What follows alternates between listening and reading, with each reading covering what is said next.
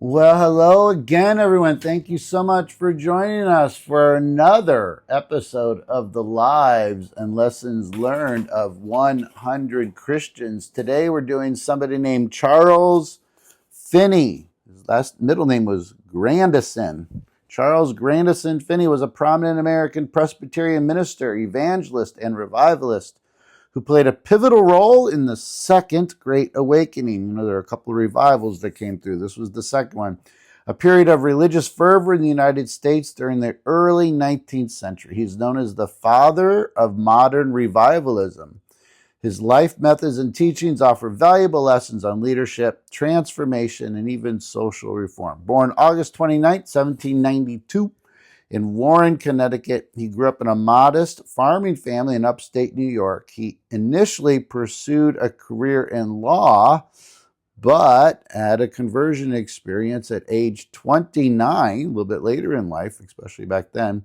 He experienced a dramatic conversion, wrestling with God about salvation and eternity. He retreated to the woods to pray, where he reportedly had a profound encounter with God that transformed his life. This experience led him to abandon law and dedicate himself to ministry. He became a leading figure in the religious movement, preaching in upstate New York and Ohio and other regions.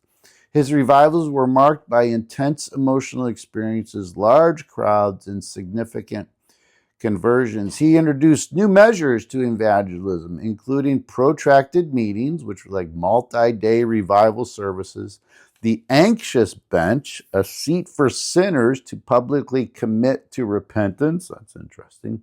And direct conversational preaching styles. His methods were controversial but effective in engaging audiences. His most famous revivals occurred in Rochester, New York, 1830 and 31, where thousands were converted, and the city, get this, saw social reforms that reduced crime and increased church attendance. His preaching emphasized personal responsibility for salvation and moral reform. In 1835, he became a professor of theology at Oberlin College in Ohio, and later its president from 1851 to 1866. Oberlin was a progressive institution advocating for the abolition of slavery, co-education, and racial equality.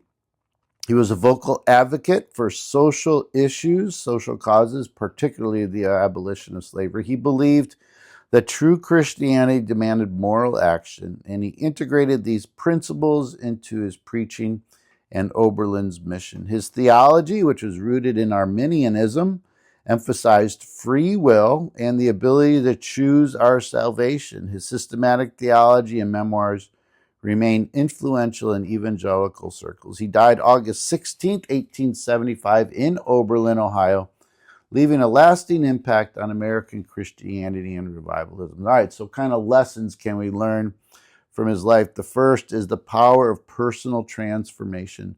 Profound personal change can redirect our life and purpose. His dramatic conversion from a lawyer, again at age 29, so he wasn't a kid, shows how a single moment of clarity and conviction can lead to a big impact. So, the application: reflect on your own values and experiences and identify what drives you. Have a clear sense of purpose that can inspire career and life change, all right? And even in the face of uncertainty.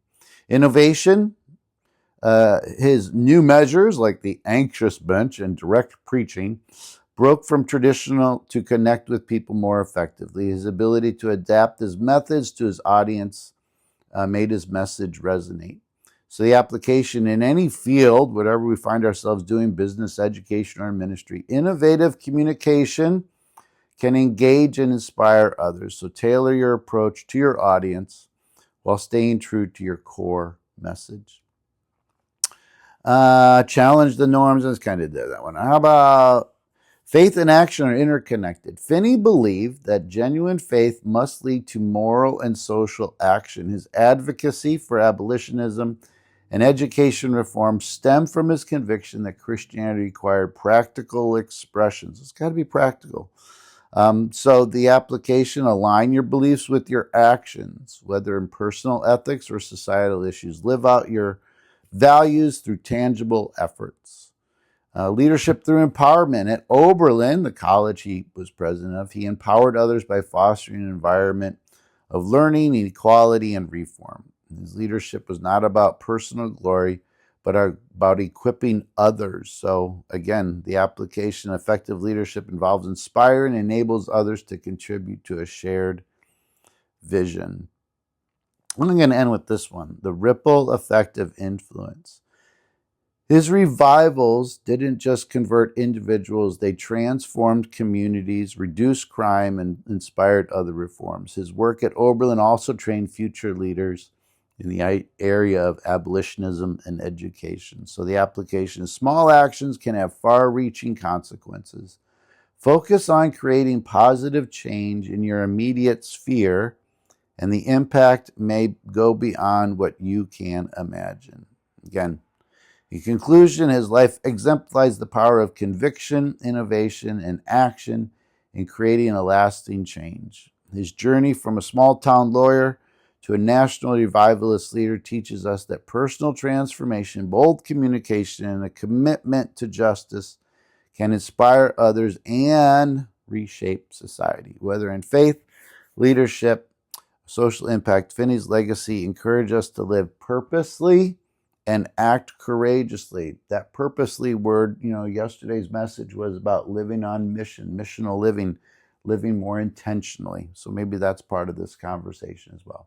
Thanks so much. Take care. God bless.